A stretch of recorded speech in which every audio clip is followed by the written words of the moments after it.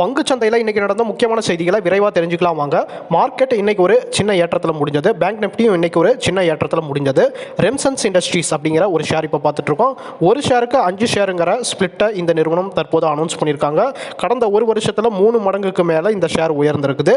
ஜேடெக்ட் India அப்படிங்கிற share பார்த்துட்டு இருக்கோம். இவங்களுடைய முக்கியமான ஒரு ப்ராடக்ட்டுக்கான மேனுஃபேக்சரிங் கெப்பாசிட்டியை அதிகரிக்க இருக்காங்க. கடந்த ஒரு வருஷத்தில் 41.11% இந்த ஷேர் உயர்ந்திருக்குது. நேற்று ஜுனிபர் ஹோட்டல்ஸினுடைய ஐபிஓ லிஸ்டிங் ஆயிடுச்சு. ஐபிஓ பிரைஸ் 360 ரூபாய் லிஸ்டிங் ஆகி ஒரு சின்ன ஏற்றத்தில் நேற்று முடிஞ்சது. இன்னைக்கு அந்த ஏற்றம் தொடர்ந்துச்சு. எக்ஸிகாம் அப்படிங்கிற ஒரு கம்பெனியினுடைய ஐபிஓக்கான அப்ளை டேட் இன்னையோட முடிவடையுது. இப்போ நம்ம இந்த வீடியோ பேசிட்டு இருக்கிற சமயம் வர 79.01% இந்த ஐபிஓக்கு சப்ஸ்கிரிப்ஷன் நடந்திருக்கு. பிப்ரவரி 29 மார்ச் 4 வரைக்கும் முக்கா புரோட்டீன்ஸ் அப்படிங்கிற ஒரு கம்பெனியினுடைய ஐபிஓக்கான அப்ளை டேட் ஓப்பன் ஆகியிருக்கு.